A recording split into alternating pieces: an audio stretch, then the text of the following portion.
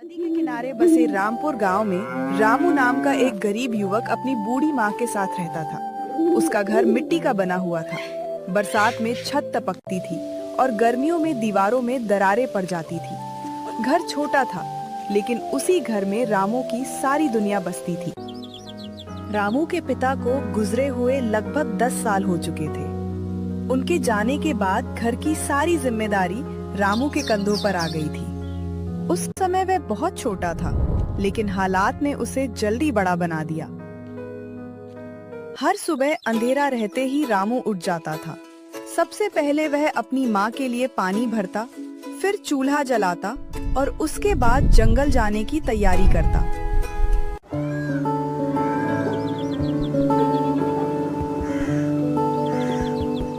एक सुबह रामू की आंख खुली तो उसने देखा कि उसकी माँ लगातार खांस रही थी। वह घबराकर चारपाई के पास पहुंचा। माँ, फिर तबीयत खराब हो गई क्या? नहीं बेटा, बस थोड़ी सी खांसी है। हर बार यही कहती हो। और हर बार तू डर जाता है। रामू ने पास रखी दवाई की शीशी उठाई। शीशी बिल्कुल खाली थी। उसका चेहरा उतर गया। दवाई तो खत्म हो गई। कोई बात नहीं बेटा, 2-4 दिन बिना दवाई के भी रह लूंगी। ऐसी बात मत किया करो माँ। तो क्या करूं? घर में पैसे ही कहाँ हैं? ये सुनकर रामू चुप हो गया। उसके पास कोई जवाब नहीं था।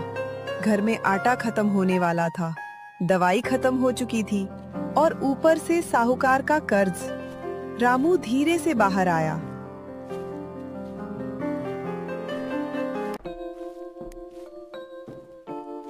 उसने जेब में पड़े सिक्के निकाले। 1, 2, 3, 4, 5, बस उतने पैसों में तो दवाई भी नहीं आती। मैं आखिर क्या करूं? माँ की दवाई भी लेनी है और घर में खाने को भी कुछ नहीं बचा। रामू ने आसमान की तरफ देखा। हे भगवान, आखिर कब तक? थोड़ी देर बाद रामू कुल्हाड़ी लेकर जंगल की ओर निकल पड़ा। रास्ते में गांव के बच्चे खेल रहे थे। कुछ किसान हंसते बोलते अपने खेतों की ओर जा रहे थे। लेकिन रामू के चेहरे पर मुस्कान नहीं थी। उसकी आंखों में चिंता साफ झलक रही थी। वह बहुत उदास था, क्योंकि घर पर उसकी बीमार माँ दवाई के इंतजार में थी। उसके मन में बस एक ही बात घूम रही थी, आज मुझे पहले से ज्यादा मेहनत करनी होगी। जितनी ज्यादा लकड़ियाँ काटूंगा, उतने ज्यादा पैसे मिलेंगे और माँ की दवाई जरूर आ जाएगी। इन्हीं ख्यालों में खोया रामू चुपचाप जंगल की ओर बढ़ता चला गया। उसके कदम भारी थे, लेकिन माँ को ठीक करने की उम्मीद उसे आगे बढ़ने की ताकत दे रही थी। पूरा दिन उसने जंगल में मेहनत की। तेज धूप थी, पसीना लगातार बह रहा था, लेकिन वह रुक नहीं रहा था। उसे उम्मीद थी कि आज ज्यादा लकड़ियाँ बिक जाएंगी। शाम को वह लकड़ियों का बड़ा गट्ठर लेकर बाजार पहुंचा।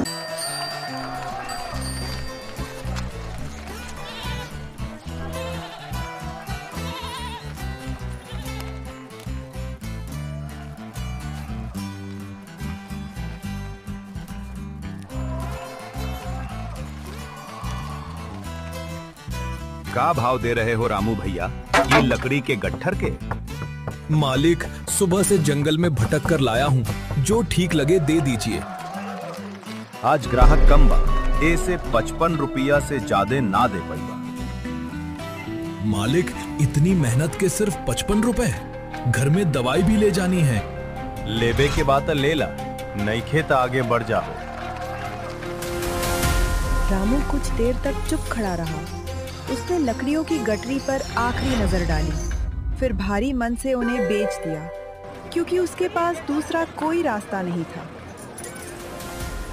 55 रुपए अपनी मुट्ठी में कसकर पकड़े, रामू सीधे दवाई की दुकान पर पहुंच गया। दवाई वाले ने हिसाब लगाकर दाम बताया। दवाई खरीदने के बाद रामू की जेब में केवल 10 रुपए बचे थे। घर लौटे समय उसकी नजर सड़क किनारे एक मिठाई की दुकान पर पड़ी। गर्मा गर्म जलेबियां देखकर वो कुछ देर तक चुपचाप उन्हें निहारता रहा। तभी उसे अपनी माँ की मुस्कुराती हुई सूरत याद आ गई। उसकी माँ को जलेबी बहुत पसंद थी। रामू ने जेब से 10 रुपए निकाले, उन्हें देखा और फिर जलेबियों की ओर नजर उठाई। लेकिन वो जानता था कि 10 रुपए में जलेबी नहीं मिल सकती। उसका चेहरा उदास हो गया। उसने धीरे से पैसे वापस जेब में रखे, एक गहरी सांस ली और चुपचाप वहां से आगे बढ़ गया।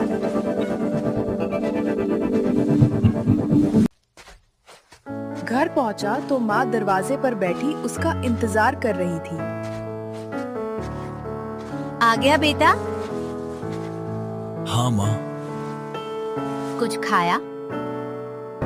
हाँ माँ, पेट भर के खाया। माँ उसके चेहरे को ध्यान से देखती है। उसे समझ आ जाता है कि रामू झूठ बोल रहा है। मुझसे झूठ क्यों बोलता है? मैं झूठ नहीं बोल रहा माँ। मैं तेरी माँ हूँ बेटा, तेरी आंखें सब बता देती हैं।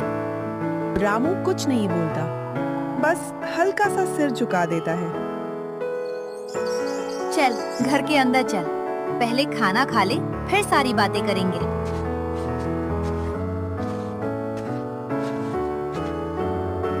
कब तक मेरे लिए खुद को तकलीफ देगा? जब तक आप ठीक नहीं हो जाती माँ। इतना सुनते ही रामू की आंखों में आंसू आ गए। कुछ देर तक दोनों चुप रहे। घर में सन्नाटा छा गया। रात को खाने के समय घर में सिर्फ 2 रोटियां थी। माँ ने एक रोटी रामू की थाली में रख दी, फिर दूसरी रोटी का आधा हिस्सा भी उसकी तरफ बढ़ा दिया।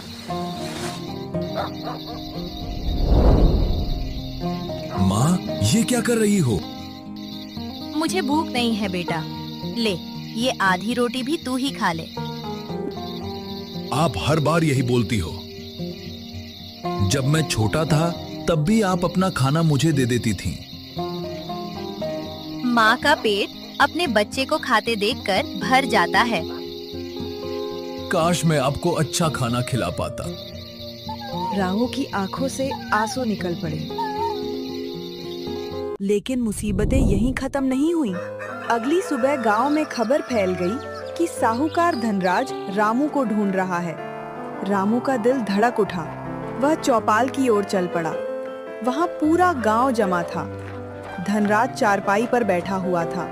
उसके चेहरे पर घमंड साफ दिखाई दे रहा था। अरे देखो देखो, रामू भी आ गया। सुन रामू, अब बता भी दे, अपने बाप का कर्ज आखिर कब लौटाएगा? साहूकार जी, मैं दिन रात मेहनत कर रहा हूँ, जल्द ही आपका पैसा चुका दूंगा।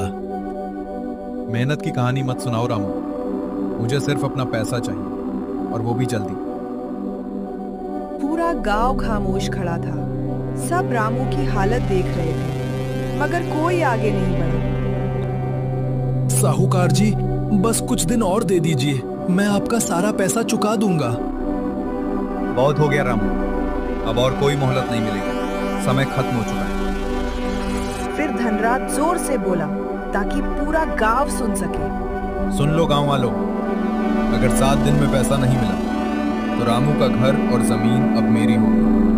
पूरा चौपाल एकदम शांत हो गया। साहूकार जी, ये छोटा सा घर मेरे बाबूजी की आखिरी निशानी है, इसे मत छीनिए।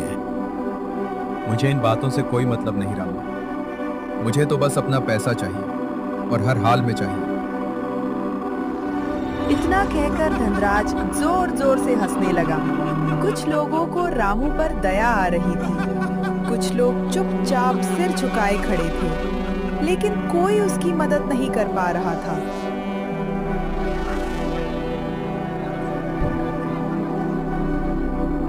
उस दिन रामू को पहली बार महसूस हुआ, गरीबी सिर्फ जेब को खाली नहीं करती, कभी कभी ये इंसान की इज्जत और मुस्कान भी छीन लेती है। रामू उदास मन और झुके हुए सिर के साथ धीरे धीरे अपने घर की ओर लौट गया।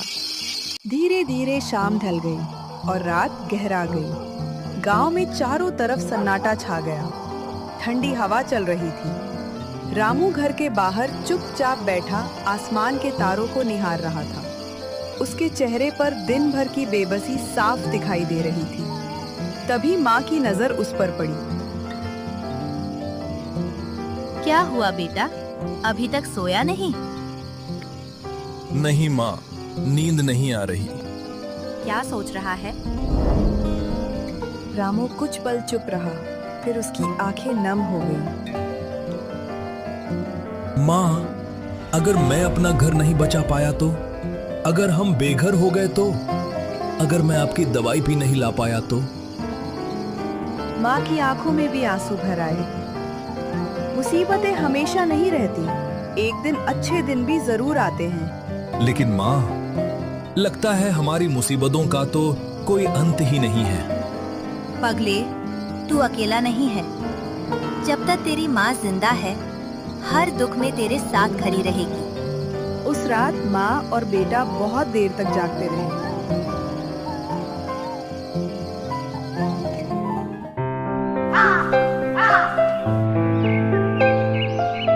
अगली सुबह सूरज काफी ऊपर चढ़ चुका था, लेकिन रामू की झोपड़ी के अंदर अब भी सन्नाटा पसरा हुआ था। पूरी रात वह एक पल भी ठीक से सो नहीं पाया था। कभी साहूकार की बातें याद आती, तो कभी माँ की बिगड़ती तबीयत। आखिरकार जब उसकी आंख खुली, तो सबसे पहले उसकी नजर चारपाई पर लेटी माँ पर पड़ी। आज उनका चेहरा पहले से ज्यादा पीला लग रहा था। सांसें भी कुछ तेज चल रही थी। रामू का दिल धक से रह गया। वह दौड़कर उनके पास बैठ गया।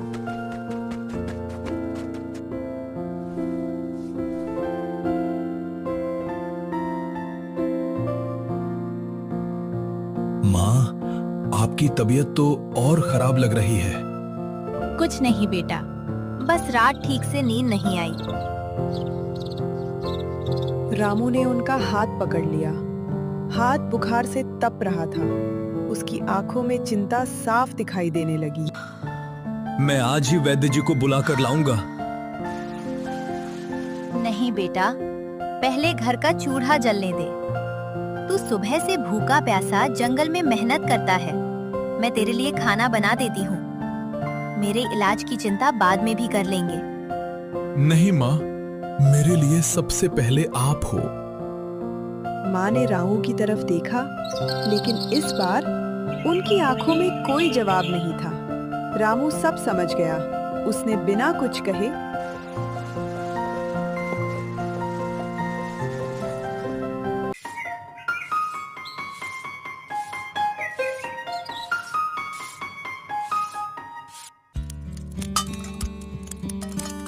जल्दी जल्दी घर का सारा काम निपटा दिया।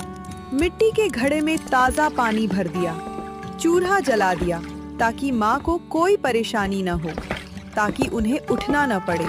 फिर उसने अपनी पुरानी कुल्हाड़ी उठाई, माँ की तरफ एक बार प्यार से देखा और भारी मन से जंगल की ओर चल पड़ा।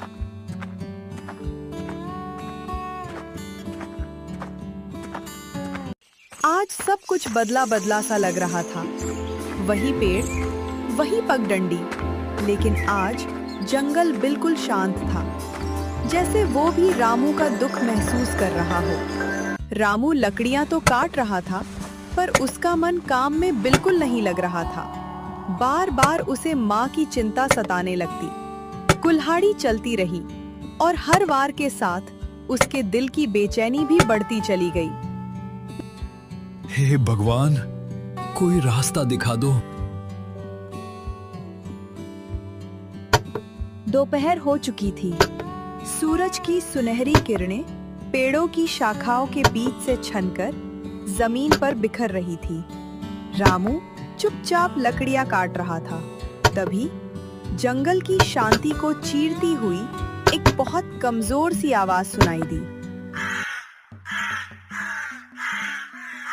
आवाज में इतना दर्द था कि जैसे कोई मदद के लिए पुकार रहा हो। रामू ने तुरंत अपनी कुल्हाड़ी नीचे रख दी और बिना एक पल गवाए आवाज की तरफ दौड़ पड़ा।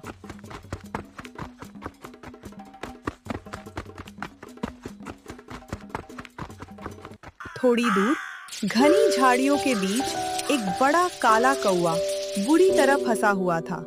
उसका एक पंख घायल था और उससे धीरे धीरे खून टपक रहा था। पास ही शिकारी के फटे हुए जाल के टुकड़े पड़े थे। उन्हें देखकर रामू सब समझ गया। वह धीरे धीरे कौवे के पास जाकर बैठ गया। डर मत दोस्त, अब तुम्हें कोई नुकसान नहीं पहुंचाएगा।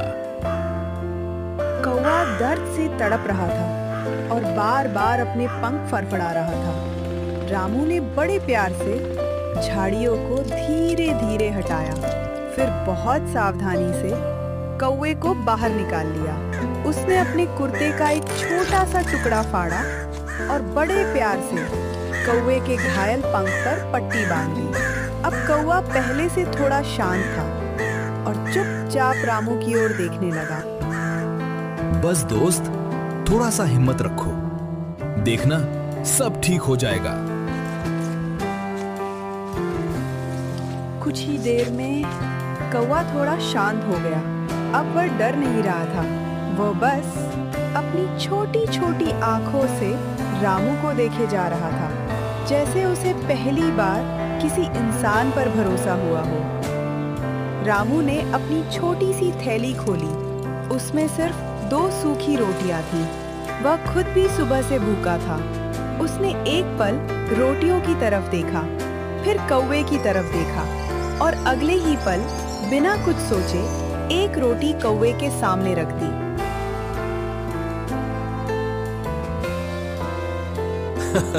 आज आधी भूख मेरी और आधी तुम्हारी।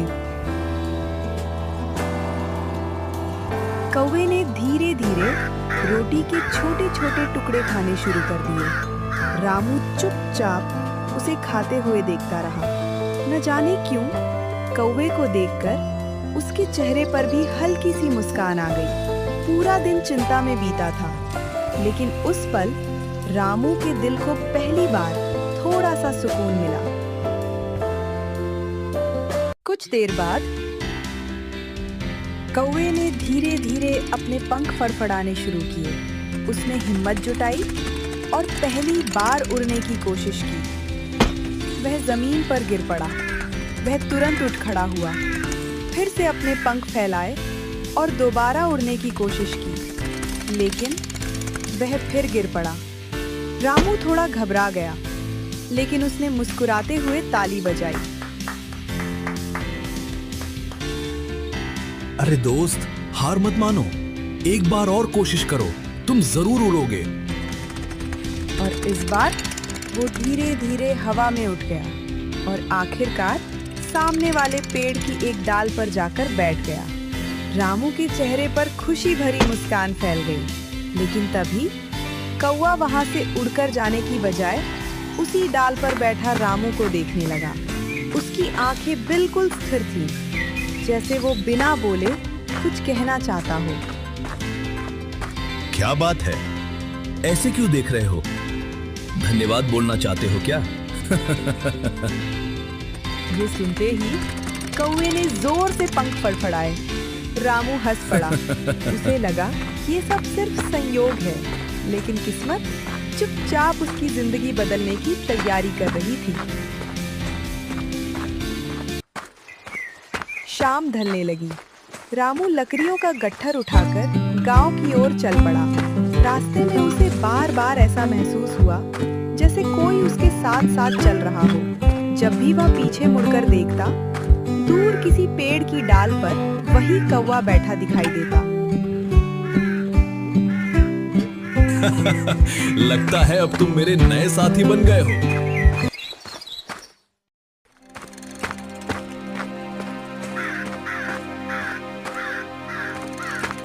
घर पहुंचते ही उसके कदम वहीं रुक गए।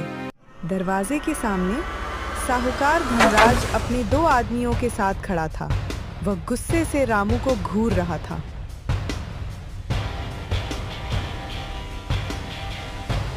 रामू, याद है ना मैंने क्या कहा था? अब सिर्फ 5 दिन बचे हैं। रामू ने सिर झुकाकर धीरे से कहा, मैं पूरी कोशिश कर रहा हूँ, बस थोड़ा सा वक्त और दे दीजिए। कोशिशों से मेरा कर्ज नहीं उतरता। 5 दिन बाद या तो मुझे मेरे पैसे मिलेंगे या फिर ये पूरी झोपड़ी मेरी होगी। इतना कहकर धनराज गुस्से से वहां से चला गया। रामू चुपचाप खड़ा उसे जाता हुआ देखता रहा।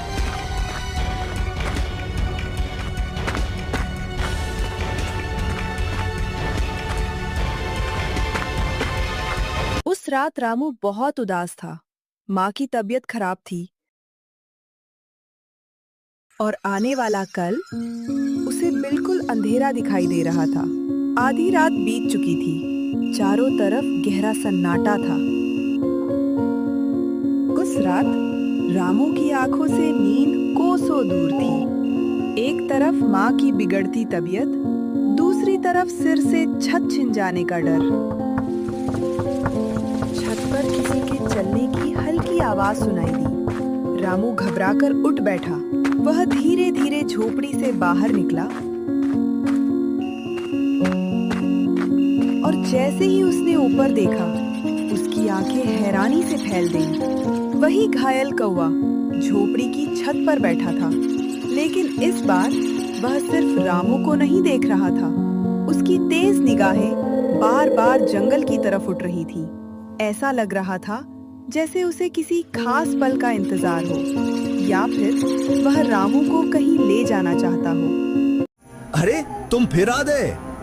कौवा उसे देखता रहा। फिर अचानक, रामू, डरो मत, मैं तुम्हारी मदद करने आया हूँ।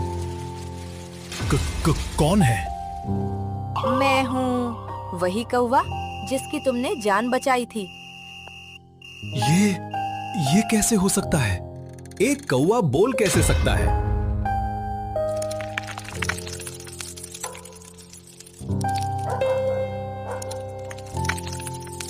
जैसे इंसान चल सकता है, वैसे ही कुछ रहस्य दुनिया में ऐसे भी होते हैं जिन्हें हर कोई नहीं समझ पाता। मैं सपना तो नहीं देख रहा। डरो मत रामू, ये कोई सपना नहीं, सच है। तुमने मेरी जान बचाई थी और अब मेरी बारी है तुम्हारी मदद करने की। रामू को अपनी आंखों पर विश्वास नहीं हो रहा था, लेकिन कौवा सचमुच बोल रहा था। तुम कौन हो? मेरी कहानी फिर कभी, अभी जरूरी बात सुनो। अभी तुम्हारे पास समय बहुत कम है। तुम्हें मेरे बारे में कैसे पता? मुझे सब मालूम है रामू। तुम्हारी माँ बीमार है, साहूकार तुम्हारा घर छीनना चाहता है और तुम्हारे पास सिर्फ 4 दिन बचे हैं। आखिर तुम हो कौन? मैं तुम्हारा वही दोस्त हूँ जिसकी जान तुमने आज बचाई थी। इतना कहकर कौवा उड़ गया, लेकिन जाते जाते एक बात कह गया। कल सुबह सूरज निकलने से पहले पुराने बरगद के पेड़ के पास आना। क्यों? क्या बात है? ये कहकर कौवा अंधेरे में गायब हो गया।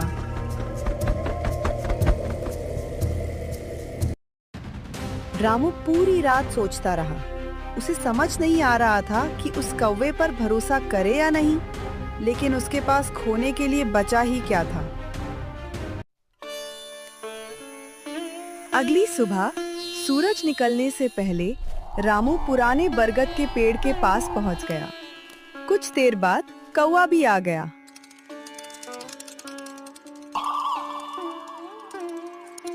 चलो रामू, मेरे साथ चलो। रामू बिना कुछ बोले कौवे के साथ चल दिया। कौवा उड़कर पेड़ की जड़ों के पास गया और अपनी चोंच से मिट्टी कुरेदने लगा। अरे ये क्या कर रहे हो? खड़े मत रहो, मेरी मदद करो। रामू भी झट से मिट्टी खोदने लगा। कुछ देर बाद, अरे ये क्या है? रामू ने जल्दी जल्दी मिट्टी हटाई। मिट्टी के नीचे एक पुराना लकड़ी का संदूक दबा हुआ था। अरे ये तो बहुत पुराना संदूक है। हाँ, मैं इसी की तलाश में था। लेकिन इसमें ऐसा क्या है? ये कोई साधारण नक्शा नहीं,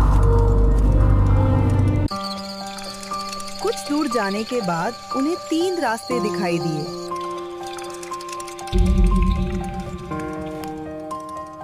अब कौन सा रास्ता? कौवा कुछ देर तक सोचता रहा, फिर उसने दीवार पर बने पुराने चिन्हों को देखा। रामू, इधर देखो, बीच वाले रास्ते पर कुछ निशान बने हैं। चलो इसी रास्ते से चलते हैं। मुझे लगता है यही हमें सही जगह तक ले जाएगा।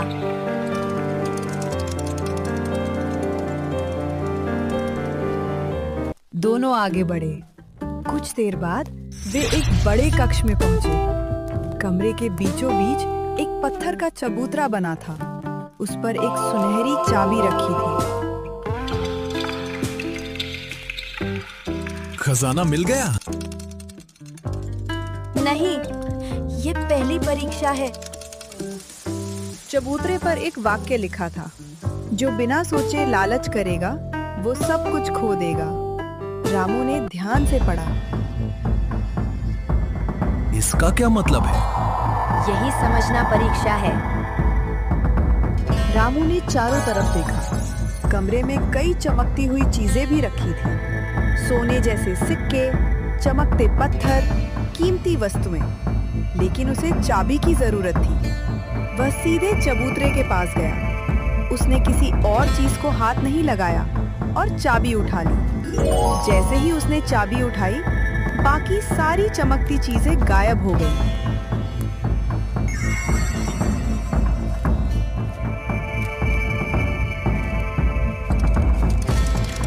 जो लालच में आता वो यही फंस जाता।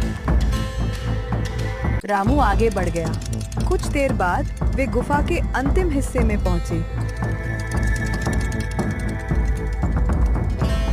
वहां एक विशाल लोहे का दरवाजा था। रामू धीरे धीरे उस विशाल लोहे के दरवाजे के पास पहुंचा। उसने सुनहरी चाबी उठाई, उसे ताले में डाला और धीरे से घुमाया। अगले ही पल वो विशाल लोहे का दरवाजा धीरे धीरे खुलने लगा।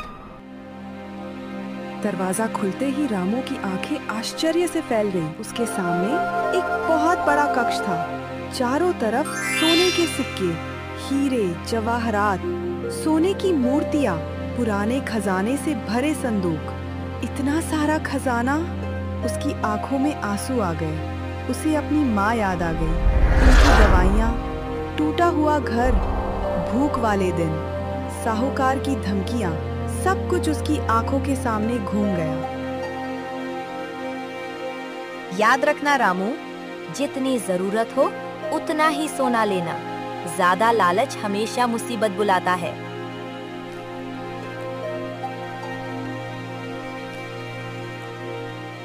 उसने केवल कुछ सोने के सिक्के, कुछ जवाहरात और एक छोटा संदूक लिया। मुझे पता था तुम यही करोगे।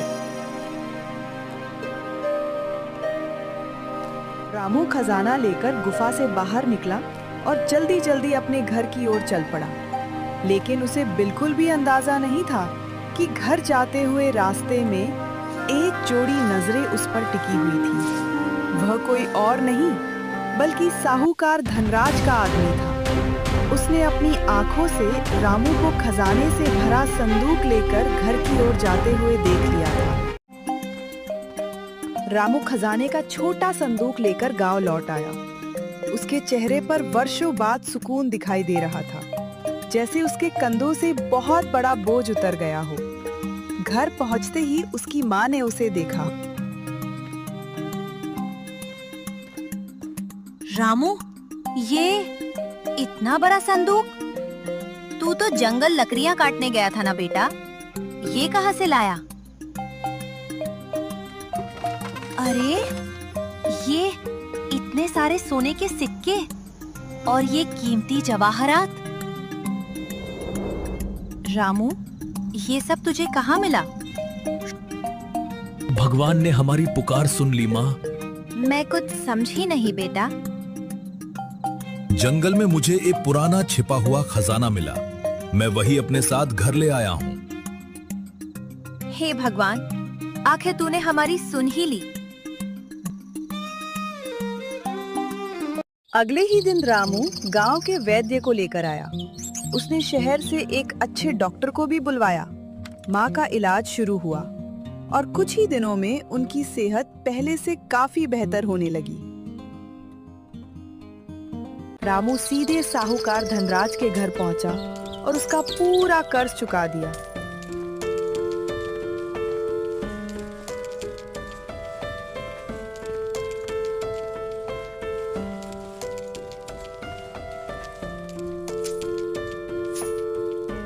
रामू, तेरे पास इतने पैसे कहां से? भगवान की कृपा से सब संभव हो गया साहूकार जी। नहीं, कुछ तो बात है। सच सच बता, इतने पैसे तुझे मिले कहां से? जो कुछ भी हुआ भगवान की मर्जी से हुआ। रामू चुपचाप मुड़ता है और वहां से चला जाता है। धनराज उसे जाते हुए शक भरी नजरों से देखता रह जाता है। लेकिन धनराज के मन में लालच का बीज पड़ चुका था। उसे यकीन था कि रामू को कहीं कोई बड़ा खजाना मिला है। उसी समय धनराज का एक आदमी जल्दी जल्दी उसके पास पहुंचता है। मालिक, मुझे आपसे बहुत जरूरी बात कहनी है। क्या हुआ? इतनी घबराहट क्यों है? रामू पहाड़ों के पीछे वाली गुफा से एक बड़ा संदूक लेकर निकल रहा था। मुझे पूरा यकीन है उसी में खजाना था। खजाने का नाम सुनते ही धनराज की आंखें लालच से चमक उठी। उसके चेहरे पर एक चालाक मुस्कान फैल गई। अब उसके मन में बस उस खजाने को पाने का लालच ही था। कल सुबह सबसे पहले हम उसी गुफा में जाएंगे। लेकिन मालिक, अगर वहां कोई खतरा हुआ तो? डरपोक मत बन, इतना बड़ा खजाना यूं ही नहीं छोड़ सकता। कल तक वो खजाना रामू का है, लेकिन उसके बाद सिर्फ मेरा। अगली सुबह धनराज अपने 4 आदमियों को लेकर जंगल की ओर निकल पड़ा।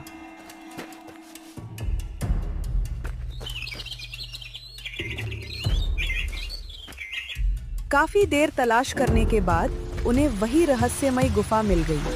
वे सावधानी से उसके अंदर चले गए। कुछ देर बाद वे उसी कक्ष में पहुंचे जहां पहले सुनहरी चाबी रखी थी। लेकिन इस बार वहां चारों ओर सोने के सिक्के और कीमती जवाहरात चमक रहे थे।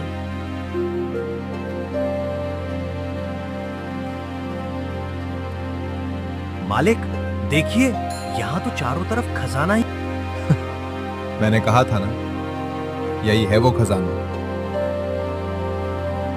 चलो जल्दी करो, जितना उठा सकते हो सब अपनी थैलियों में भर लो। मालिक, मुझे कुछ ठीक नहीं लग रहा। पहले आसपास देख लेते हैं।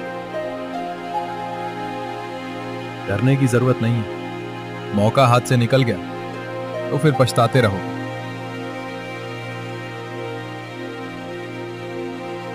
जैसे ही धनराज और उसके आदमियों ने सोने को हाथ लगाया, पूरी गुफा जोर जोर से कांपने लगी। दीवारें हिलने लगी और छत से बड़े बड़े पत्थर टूटकर गिरने लगे।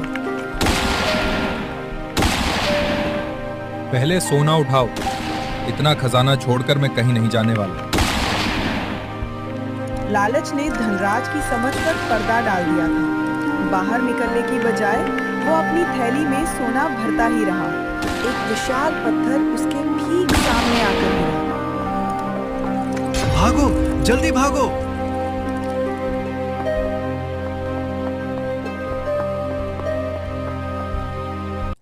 उसी समय उसके हाथ से थैली फिसल गई और वह जोर से जमीन पर गिर पड़ा। गुफा पहले से भी ज्यादा कांपने लगी। बचाओ, कोई मुझे बचाओ!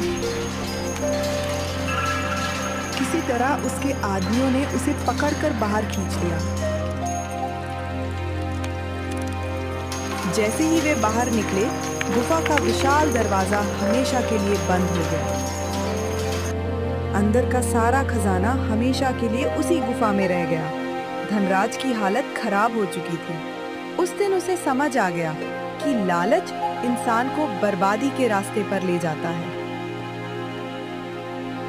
कुछ ही दिनों में रामू की माँ पूरी तरह स्वस्थ हो गई। रामू ने अपनी दौलत सिर्फ अपने लिए नहीं रखी, उसने गांव के गरीब और जरूरतमंद लोगों की मदद की, जिससे हर कोई उसे दिल से दुआ देने लगा। उसी समय वही रहस्यमय कौवा पास के पेड़ पर आकर बैठ गया।